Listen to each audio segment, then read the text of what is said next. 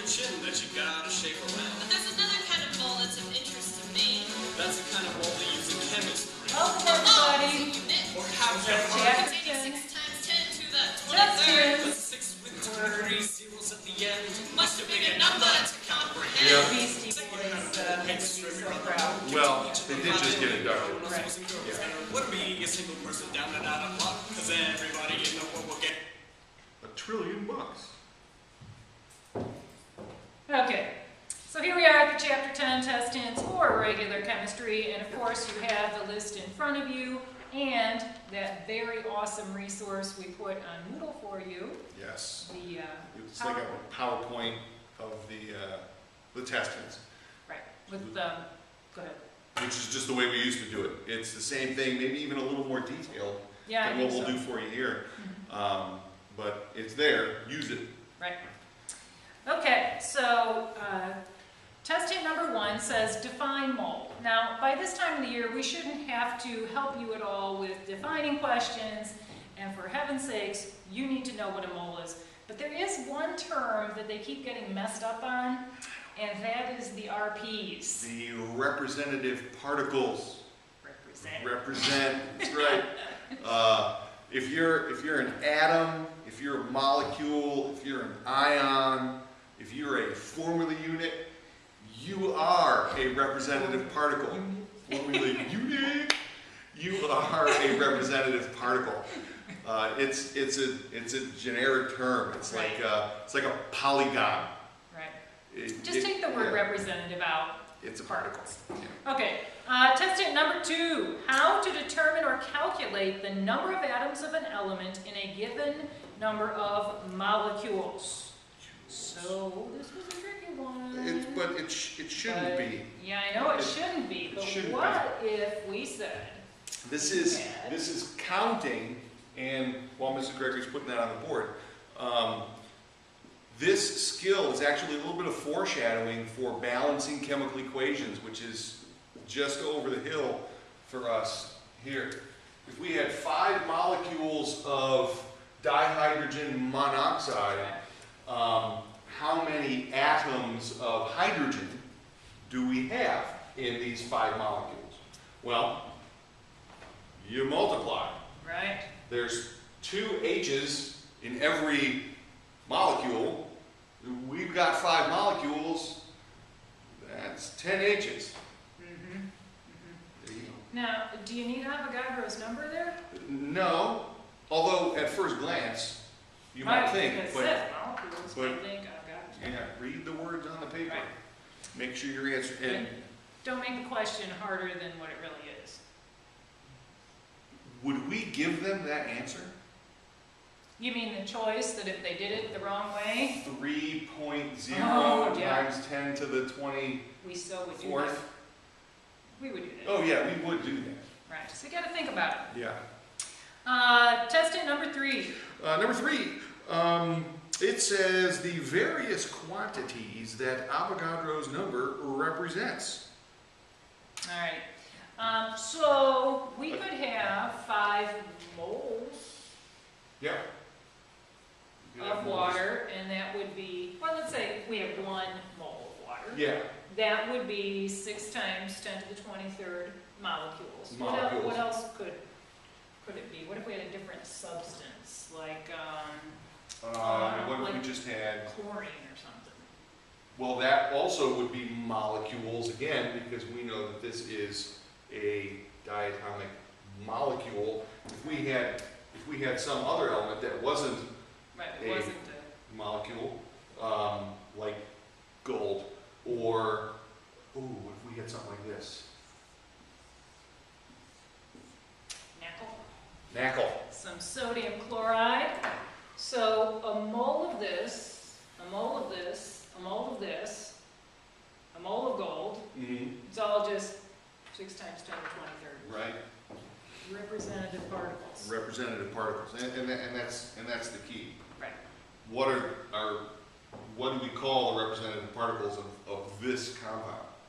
Formula units. Formula units. Molecules and so on. Molecules, atoms. Alrighty, test hint number 4. How to convert moles of an element to atoms of an element using Avogadro's number. Oh, there's 2 of those. No, one's forwards, one's backwards. Oh, okay. Or one is the reciprocal of the The other. reciprocal of the other. So this one is, we have atoms, and we want to know how many moles it is. So let's set up a trusty train track. Pick some random number of molecules with an exponent. 3.7 times 10 to the 20th. 10 to the 20th, what? We'll say, Any old number. well, okay. We wanted to go atoms, right? Atoms of dysprosium, Love that element. because it feels neglected. Yeah. And then how many moles would that be? Well, I don't even know anything about dysprosium. yeah, but it doesn't matter. It doesn't matter. Because you know atoms, Yeah. and you know moles. I know that in 1 mole of dysprosium, or anything else, there are 6.02 times 10 to the 23rd teeny tiny particles. In this case, it's atoms. Atoms cancel atoms. And Looks math- like Go ahead. we're all set. And mathematically, what we're doing here is taking our given value, times 1 technically, divided by 6 times 10 squared. You know who gave a great explanation of this that they watched? Our girl Kendall. She was awesome with that. Yeah. Okay, now in number 5, the test hint looks the same, but like Mr. Sussman said a second ago, it's the opposite process. Right. So what if we told you that there You were pick it up. 0.123, for want of creativity, moles of, what's another one? Neodymium. Ooh. Neodymium is a good element that's neglected.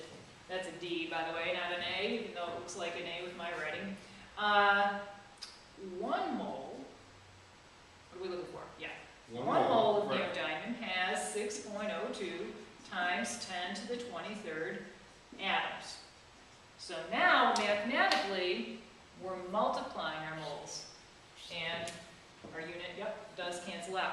And now, out of habit, I've set up this factor label method the way I learned how to do it in high school, and you did Right. train tracks the way you did, and either of these things is fine. We're essentially following the same Right. process. Right. All right.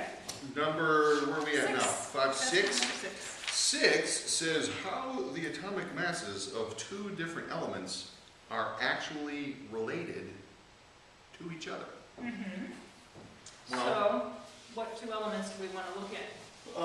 why don't we take a look at carbon Okay. and That is 12.01115 grams if it's carbon. And, I know. how about let's pick something. Let's do silicon. Okay, I don't know that. 28.0855. Okay. There you go. Ooh, silicon carbide. Hmm. I think that Well. that's kind of pretty.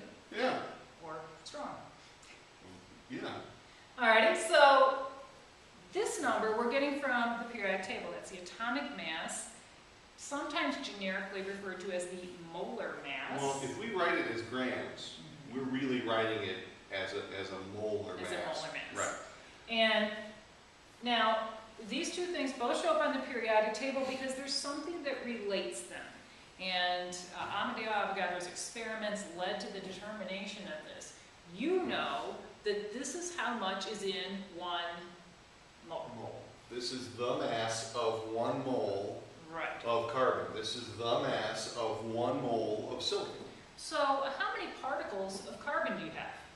Well, in 1 mole of carbon, I have 6.02 times 10 to the 23rd atoms of carbon. And how many particles of silicon do you have?